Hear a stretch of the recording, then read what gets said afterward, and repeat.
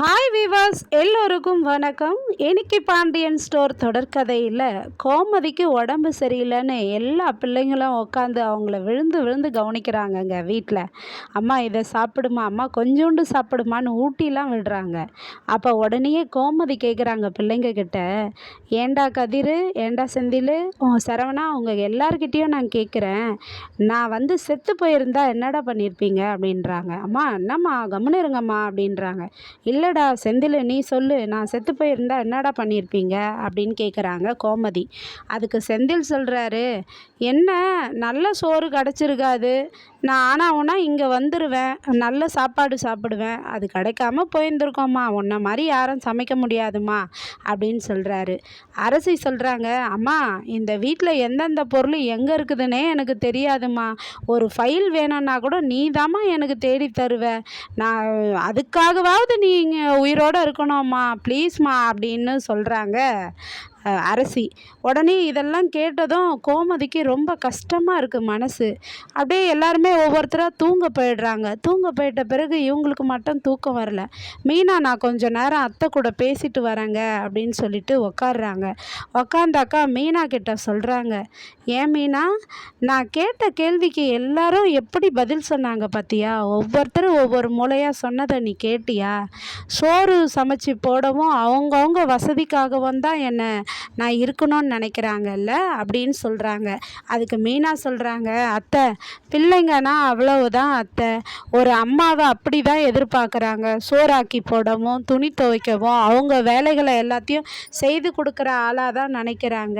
ஆனால் அம்மாங்களுக்கெல்லாம் எங்கள் அத்தை இவங்கெல்லாம் வந்து எதிர்பார்க்குறதெல்லாம் கொடுக்குறாங்க அப்படின்னு சொல்லிட்டு பேசுகிறாங்க மீனா.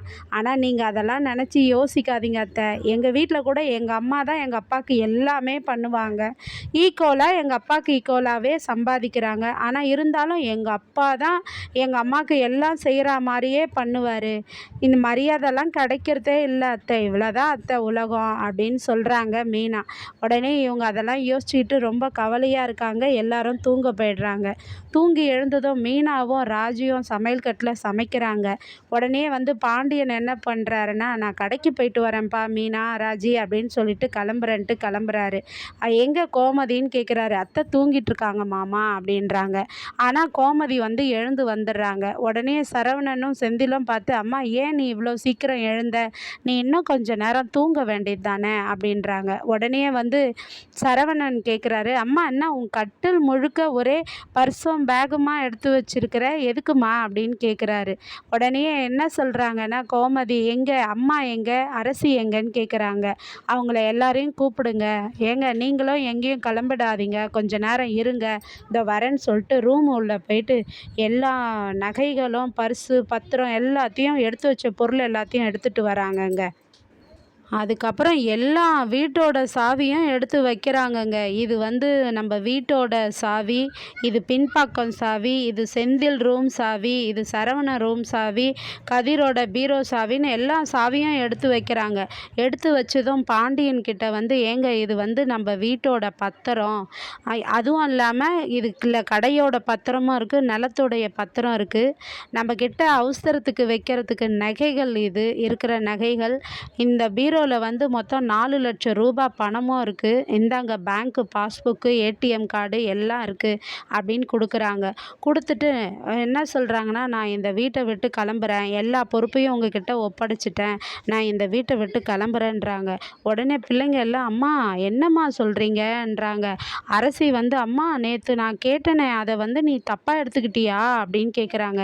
நான் அதெல்லாம் தப்பாலாம் எதையும் நினைக்கல, எல்லா பொறுப்புகளையும் உங்ககிட்ட ஒப்படைச்சிட்டேன், இவ்வளவு நாள் நான் இந்த பொறுப்பெல்லாம் பார்த்துக்கிட்டு இருந்தேன், இனிமேல் நீங்கள் இதை எடுத்து பாருங்கள், நான் கிளம்புறேன் அப்படின்றாங்க. உடனே காந்திமதி கேட்குறாங்க, என்னடி நீ கீழே விழுந்து அதில் மண்டையில் எதனா அடிபட்டு மூளைகளை குழம்பிடுச்சா என்னடி அப்படின்றாங்க. அம்மா நான் நல்லாதாம்மா இருக்கிறேன், எதுக்குமா இப்படி பேசுகிற, எனக்கு இங்கே இருக்க விருப்பம் இல்லைம்மா, எனக்கு இந்த வீட்டில் மரியாதை இல்லை, நான் கிளம்புறேன் அப்படின்றாங்க.